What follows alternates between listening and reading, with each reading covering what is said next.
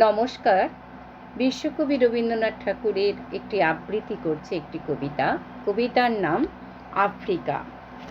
উদ্ভ্রান্ত সে আদিম যুগে স্রষ্টা যখন নিজের প্রতি অসন্তোষে নতুন সৃষ্টিকে বার বার করছিলেন বিধ্বস্ত, তাঁর সেই অধৈর্যে ঘন ঘন মাথা নাড়ার দিনে রুদ্র সমুদ্রের বাহু পাঁচি ধরিত্রীর বুকের থেকে ছিনিয়ে নিয়ে গেল তোমাকে আফ্রিকা। বাঁধলে তোমাকে বনস্পতির নিবিড় পাহারায় কৃপণ আলোর অন্তঃপুরে।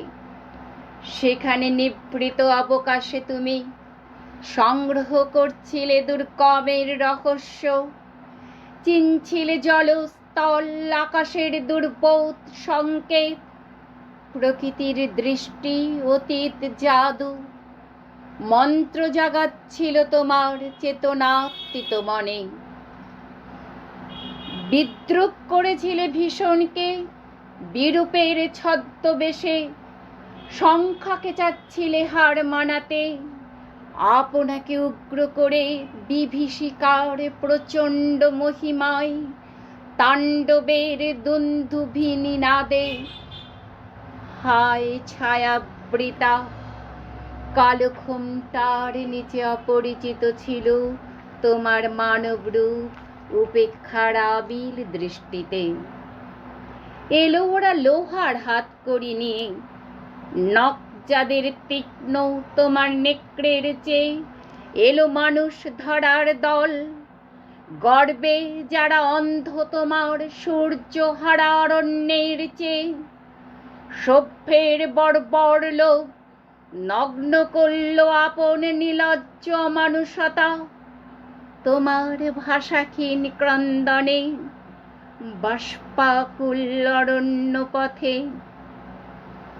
পঙ্কিল খোলধুলি তোমার রক্তে অশ্রুতে মিশে, দস্যু পায়ের কাঁটা মারা জুতোর তলায় বিভৎস কাদার পিণ্ড চিরচিহ্ন দিয়ে গেল তোমার অপমানিতের ইতিহাসে।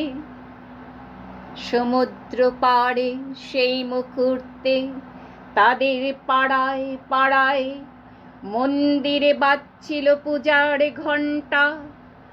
সকালে সন্ধ্যায় দয়াময় দেবতার নামে শিশুরা খেলছিল মায়ের কোলে।